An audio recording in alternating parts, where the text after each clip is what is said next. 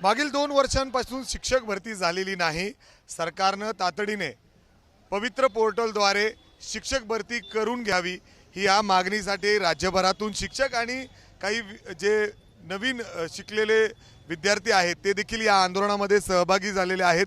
पुण्यातील आयुक्त कार्यालयाच्या बाहेर या ठिकाणी अशा पद्धतीने हे सगळे जण जे राज्यभरातून आलेले आहेत ते आंदोलन करतायत। मागणी हीच आहे की अर्थात शिक्षक भरती ही लवकरात लवकर व्हावी। अनेक वेळा तुम्ही आंदोलन करून झालेली आहे या अगोदर देखील, मात्र कुठेही सरकार दाद देताना दिसत नाही का? 2 वर्षापासून शिक्षक भरती संदर्भात नुकतेच परिपत्रक काढले जातात, पण ॲक्च्युअल भरती प्रक्रिया राबवली जात नाही। याच्यावरती ते उपाय म्हणून बऱ्याच वेळेस संच मान्यता, अतिरिक्त शिक्षक, समायोजन, आंतरजिल्हा बदली अशा वेगवेगळ्या मुद्द्यांवरती अडकून ठेवली जाते। 2 वर्षापासून विद्यार्थी प्रॉपर अभ्यास करतोय, पण त्याला अजूनही रोडमॅप क्लिअर नाही आहे। जसं प्रत्येक भरतीमध्ये आधी ॲड येते, इथे ॲडच नाही आहे। इथे किती जागा भरल्या जाणार काहीच माहिती नाही आहे, आणि विचारणा केली तर फक्त वेगवेगळ्या मुद्द्यांवरती अडकून ठेवलं जातं आहे। सो हे महाराष्ट्रातून सगळे विद्यार्थी आलेले आहे आणि बऱ्याच वर्षापासून तयारी करताय। यांची एकच मागणी आहे की शिक्षक भरतीचा रोडमॅप क्लिअर कट द्यावा सरकारने। मागील म्हणजे अर्थात जर आपण लाखो विद्यार्थी असे तयार झालेले आहेत जे म्हणजे डीएड बीएड करून येतात, टीटीची परीक्षा झालेली असेल, का कुठं अडतंय? सरकार बोलतंय, चर्चा करतात, तुम्ही आंदोलन करता, मंत्र्यांना निवेदनं देता। खरं तर यांचा मराठी शाळा किंवा स्थानिक स्वराज्य संस्थेच्या शाळा राहाव्या, टिकाव्या आणि सर्वसामान्यांना शिक्षण मिळावं हाच हेतू मुळात नाही आहे।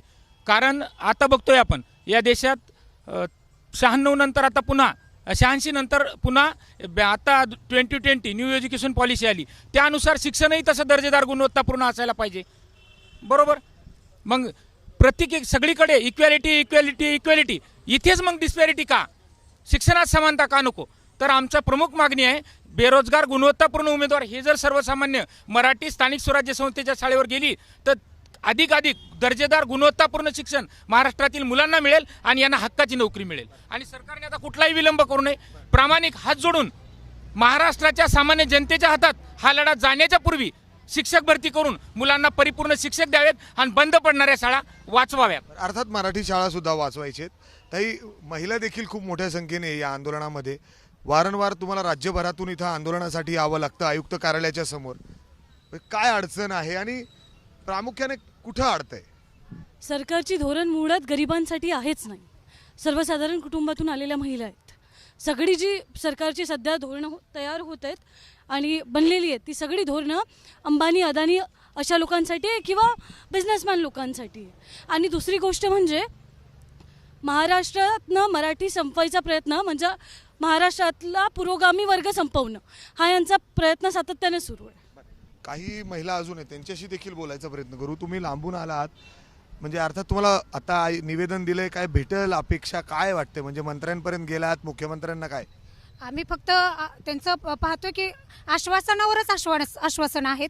गेले 11 महिन्यापासून आम्ही वाटच पाहतोय। त्यांनी परीक्षेला खूप घाई केली आणि परीक्षेला घाई करूनही आम्हाला वाट पाहावी लागली आणि 50 प्रेफरन्स म्हणजे प्राधान्यक्रम त्यांनी आम्हाला वाढवून द्यायला हवेतच। आणि येत्या जूनमध्ये आमची शिक्षक भरती व्हायलाच पाहिजे आणि जास्तीत जास्त संख्येने शिक्षक भरती व्हायला पाहिजे। आणि आमच्याकडे आम्ही जेवढे अभियोग्यताधारक जमलेलो आहोत ते सगळे गुणवत्ताधारक अभियोग्यताधारक आहेत, तरी सरकारने आमची शिक्षक भरती अर्थात सरकार दरबारी हीच मागणी आहे की शिक्षक भरती व्हावी। मागील 2 वर्षांपासून ही झालेली नाही आणि त्यामुळेच हे सगळेजण पुण्यातील या शिक्षण आयुक्त कार्यालयाच्या समोर जमलेले आहेत। वारंवार आंदोलनं करावी लागतात। मुख्यमंत्री असतील, शिक्षण मंत्री असतील, यांच्याकडे निवेदनं देऊन सुद्धा, मागणी करून सुद्धा दाद मिळत नाही आणि त्यामुळं शिक्षकांवर अशा पद्धतीने आता पुन्हा एकदा आंदोलन करायची वेळ आली आहे। कॅमेरामॅन राजेश बिडकरसह मिकी घई, एबीपी माझा, पुणे।